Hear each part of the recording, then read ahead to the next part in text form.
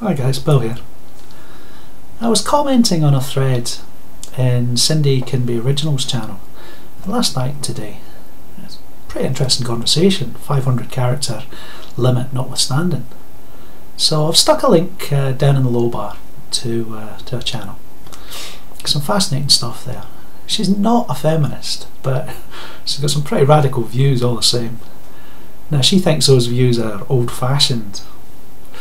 I'm not so sure. I'd say probably more distinctive. I think we had very different grandparents. Anyway, for a very individual take on some fairly familiar topics, she's well worth a listen to. Now, following the comments, it's becoming apparent to me that there's very different perceptions about male values and behaviour held by female and male posters. It's a common theme on most threads where gender gets discussed. You know, there's some pretty bold, sweeping generalisations made about masculinity that just never seem to get addressed. I think men are probably mainly to blame for this. We tend to concentrate on the topic at hand or the subject under discussion instead of correcting the misconception which underlies the whole issue. There's some big ones. Rape is the obvious one. Yeah, many females and some men labour under the impression that given the right conditions, all men will revert even into rapists. You know, examples that they give are things like civil unrest or war zones.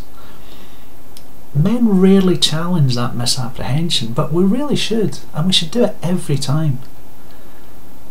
Fellas, we all know that the vast majority of men are simply incapable of becoming a rapist.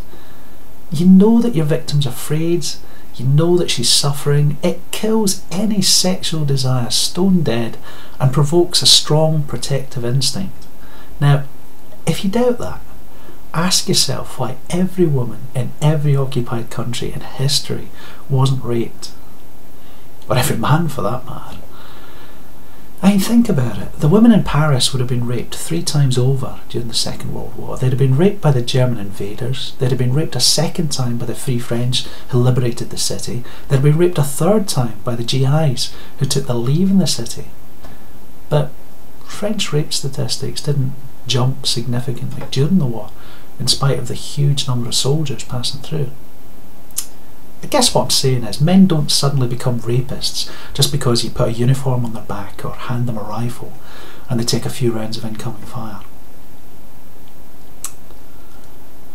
Another one that I see a lot is that women's comfort and safety somehow counts for more than a man's life. I mean, personally, I'd put my son's welfare before a battalion of women that I've never met, and that would be, obviously, exactly the same if I had a daughter. My point being that men are human beings too. Let's not lose track of the simple reality of what we're talking about. You know, that's one to challenge every time you hear it. An odd one that came up in this thread was men trying to claim some form of damaging agency as being exclusively male. You know, women are shit soldiers seems to be a fairly common opinion amongst MRAs. Well, some of you know my opinions on that. I did a video about it a wee while back. But consider what it is that you want to achieve before you start talking like that. Ending selective service or forcing women to shoulder an equal share of selective service in the United States would be a tremendous victory for equality and men's rights.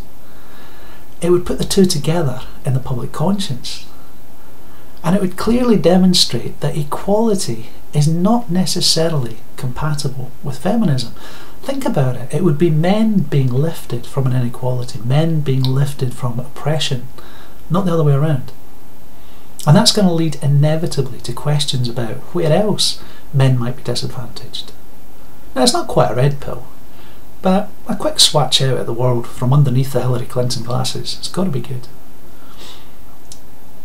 No matter how crap you think military women are, consider who it is that benefits from their shouldering those spear tip tasks that they're equally capable of. such as aircrew, or forward observers, or EOD, or search personnel, etc., etc. And consider as well who's going to benefit if they continue to maintain a position as revs.